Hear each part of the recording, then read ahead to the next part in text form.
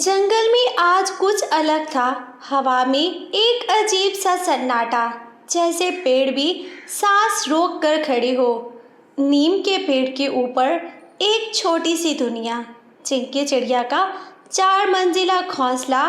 चिंकी, उसका पति बबलू, बेटा टिंकू और बेटी पिंकी। एक छोटा सा परिवार, लेकिन सपने आसमान के बराबर। बबलू जी, देखो ना, आज सूरज कितना अच्छे से चमक रहा है।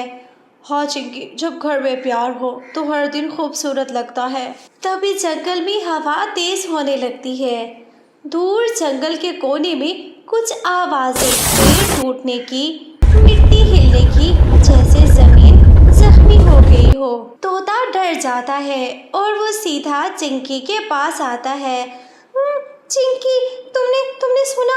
जंगल के पुराने हिस्से में कुछ हिला है। क्या मतलब? जैसे पेड़ उठ रहा हो, जैसे कुछ बहुत बड़ा चल रहा हो। हर कदम के साथ जमीन कांप रही थी। बबलू ने आसमान देखा, बादल काले पड़ चुके थे। चिंकी, कुछ तो गलत है, मुझे डर लगता है कोई हम पर नजर रखा हुआ है। तभी उनके सामने एक जुगनू चमका। चिंकी, अंधेरा आ रहा है, इसीलिए मुझे सुबह में ही आना पड़ा। देखो, जंगल में कुछ जाग गया है। क्या कह रहे हो तुम? अपने बच्चों को संभाल लो, जंगल अब तुम्हारे बच्चों के लिए सुरक्षित नहीं। जुगनू गायब हो गया। चिंकी ने बच्चों को गले से लगाया। उसकी आंखें नम थी, दिल में एक अजीब सा खौफ। बबलू जी, लगता है कुछ बड़ा होने वाला है, कुछ जो सब बदल देगा। जो भी हो, हम साथ हैं, और जब तक हम साथ हैं कोई भी हमारा घर नहीं तोड़ सकता। जंगल में पूरी तरह अंधेरा छा गया और फिर हर पेड़ चुप था, जैसे कुछ समझ गया हो। और इस खामोशी के पीछे एक पैरों की खट खट सुनाई दी। देखो रीतू, ये चिड़िया लोग दिन ब दिन बड़े बड़े घोंसले बना रहे थे, 4 मंजिला 5 मंजिला, जैसे जंगल उनके बाप का हो। हाँ, और सबसे ज्यादा इज्जत भी उन्हीं को मिलती थी। कबूतर उनका दोस्त, तोता उनका पड़ोसी, और हम जंगल के काले लोग। बस अब और नहीं, जंगल का असली राजा मैं था, मैं हूँ और मैं ही रहूंगा। अब इनके पंख मैं तोड़ के रख दूंगा। रीतू ने पत्थर के पीछे से कुछ उठाया।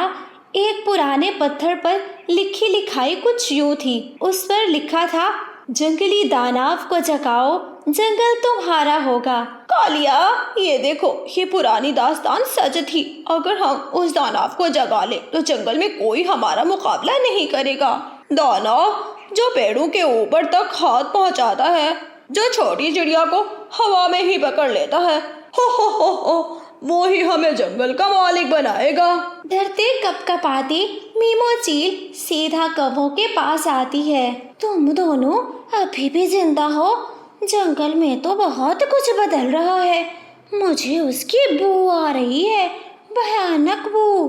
वही तो चाहिए मुझे मीमो, उस मौत से ही तुम्हारी और हमारी जीत का रास्ता निकलेगा। और जब सब डर कर भागेंगे, हम उनके घोंसले ले लेंगे, उनका आसमान, उनका घर, उनका नाम, अरे सब हमारा होगा।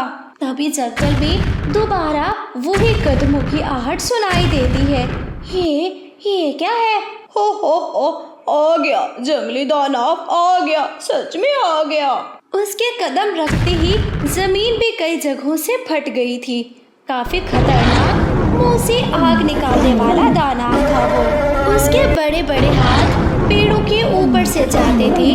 कुछ घोंसले वो अपने हाथ से पकड़कर नीचे टपक रहा था, और फिर उसकी आंखें ऐसे लाल जैसे उसकी आंखों में शरबत बन रहा हो। तभी वो दोनों कौवे जल्दी से उस दानव के सामने जाते हैं। मैं हूँ कालिया, जंगल का असली मालिक। तुझे जगाया मैंने और तुझे खिलाएंगे ये चिड़िया लोग। चिड़िया का नाम सुनते ही दानव अपने मुंह से कुछ बोलने लगता है। बोल तो नहीं सकता था, मगर उसको समझने के लिए वो काले कौवे सामने ही बैठे थे। पूरी तरह रात हो चुकी थी, जंगल में अंधेरा छा चुका था। तभी वो दानव शदीद गुस्से में जंगल में निकलता है। मम्मा, ये आवाज कैसी है? मुझे डर लग रहा है। हाँ मम्मा, मुझे भी डर लग रहा है। चिक्कू बेटा, अब जल्दी से पापा के पंखों में छुप जाओ और मैं यहाँ पर पिंकी को छुपा लेती हूँ।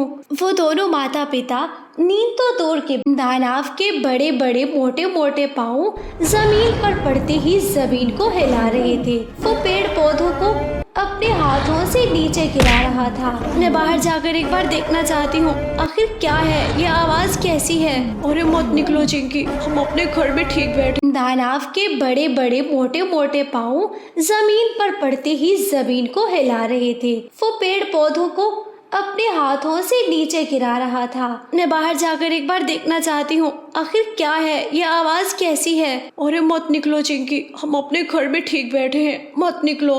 नहीं, मुझे निकलना होगा बच्चों की सुरक्षा के लिए। ऐसा ना हो वो खतरनाक चीज खुद ही हमारे घर में घुस जाए। चिंकी जैसे ही बाहर जा रही थी तभी वो जुगनू आ गया। मत जाओ, तुमको मैं पहले बता रहा हूँ, वो आ गया, वो बहुत खतरनाक है। क्या कहना चाहती हो जुगनू, कौन आ गया है? वो जंगली दानव आ गया है और वो इतना खतरनाक है कि चिड़ियाओं को उड़ते हुए पकड़ लेता है और पेड़ों को हाथ से उखाड़ देता है, खून पी जाता है। ऐसे कैसे खून पी जाएगा वो हमारे बच्चों का? उस दानव को जगाया किसने? वो तो पूर्वजों से सुनते आए थे कि वो एक पत्थर के नीचे कैद था, उसको कालिया और रीतू ने जगा दिया।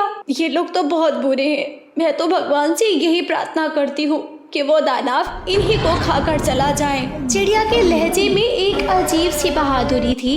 ऐसा लग रहा था कि अब वो एक चिड़िया के तौर पर नहीं, एक माँ और उसकी ममता के तौर पर लड़ने जा रही है। चिड़िया बाहर निकलती है तो दानव उसको देखकर और गुस्से में आ जाता है।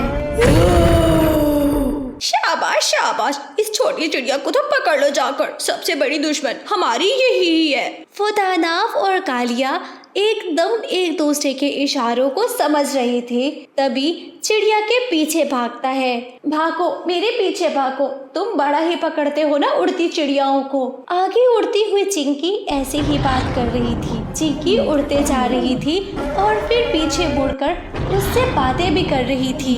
अपने घरों से दूर ले जाकर एक मैदान में चिड़िया और दानव आमने सामने हो जाते हैं। दानव पूरा जोर लगाता है और फिर चिड़िया पर आग फेंकता है। चिड़िया दूसरी तरफ हटकर खुद को आग से बचा लेती है। कितना फेंकोगे मुझ पर?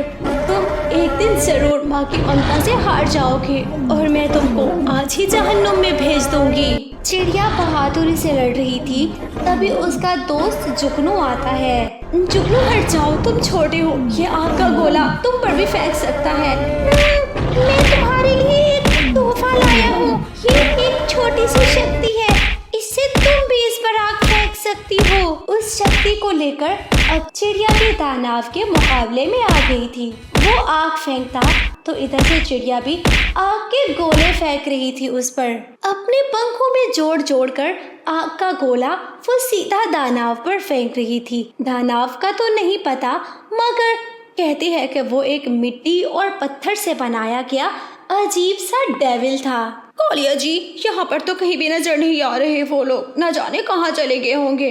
अरे मुझे लगता दानव उसको मार लिया होगा, अब खा रहा होगा चिड़िया को। पर मुझे तो ऐसा कुछ नहीं लगता, मुझे लगता है कहीं हमारा दानव ही न मर गया हो। अरे उसको कोई नहीं मार सकता, वो मर सकता है, वो जरूर मर सकता है अगर उस पर कोई आग फेंके या फिर उसका कोई पूरी तरह आधा घंटा मुकाबला कर ले, वो तो मर जाएगा। परेशानी में कालिया और रीतू दूसरी जंगल की दिशा में जाते हैं जहाँ पर उनकी जंग हो रही थी। तभी चिड़िया कुछ गोले एक साथ फेंकती है तो दानव को पूरी तरह आग लग जाती है। कालिया जी, जल्दी से पानी लेकर आओ, नहीं तो आज हम हार जाएंगे। नहीं, मैं हारूंगा नहीं, जंगल का राजा सिर्फ और सिर्फ मैं ही बनूंगा।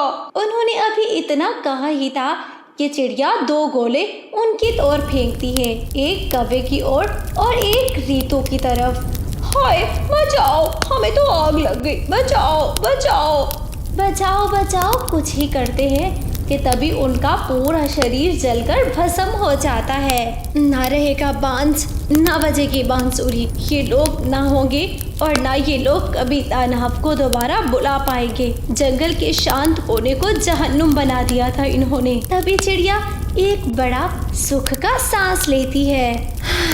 बचा लिया मैंने अपने बच्चों को, एक चिड़िया बनकर नहीं, एक माँ और उसकी ममता और उस प्यार से मैंने जंगल का सुकून फिर से जीत लिया। जंगल के पक्षी खुशी से गुनगुनाते वहाँ पर आते हैं और फिर खूब हल्ला गुल्ला और मस्ती करते हैं, क्योंकि उनके जंगल में से बुराई, झूठ